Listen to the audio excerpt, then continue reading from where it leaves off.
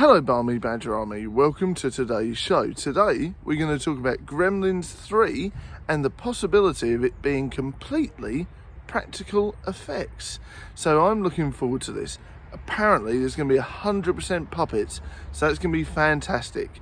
So what I want to do is I want to talk about a for and against whether or not they should do CGI or use practical effects and puppets. Now, obviously, what you've got to remember, we're going to start off with CGI and we'll talk about that. Modern CGI has come along leaps and bounds. It is one of these things where it just carries on and on and on. It gets better and better over time. And ever since Avatar came out, we've got this really good situation where, CGI and actors and the environment all blend in together, except for a few exceptions with like Anita, like Battle Angel and things like that, where it was a bit too obvious that the CGI was there.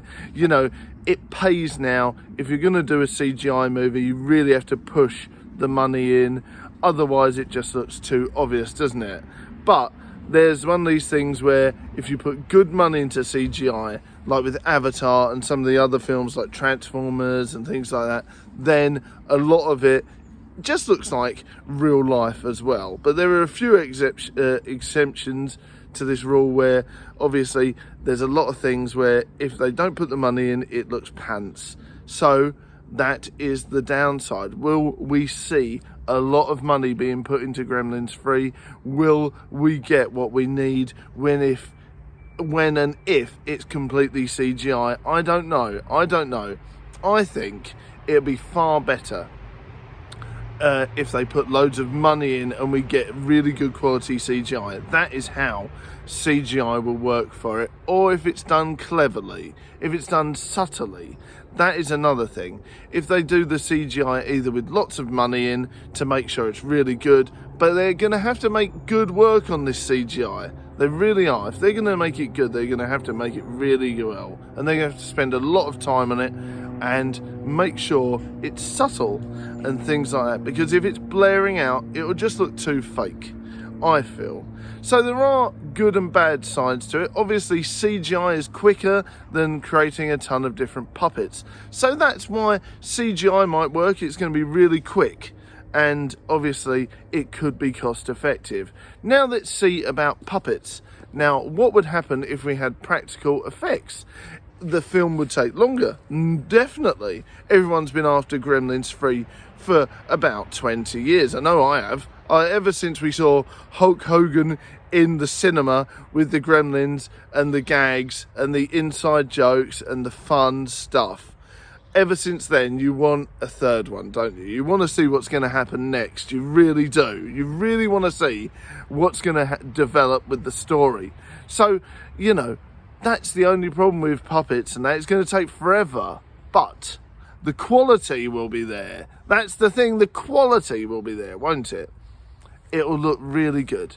If it's done by Jim Henson's company, if it's done by a really good quality puppeteer company, some companies that are really good with modern products and really good with modern practical effects, then it will be superbly done. And that's what you have to think about.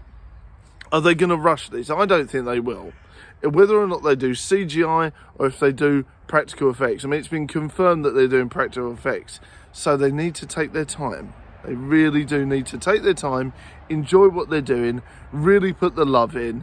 I think that's what they're going to do with Gremlins 3. They're not going to rush. They're going to take their time and they're really going to develop it. And I think that's going to be great. It really is going to be great with what they're going to do.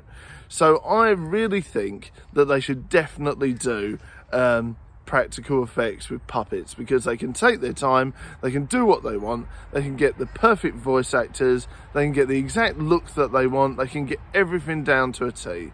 So out of the two, I think it'd be fantastic if they did practical effects. But CGI does have a place, so perhaps they could use it for some little things.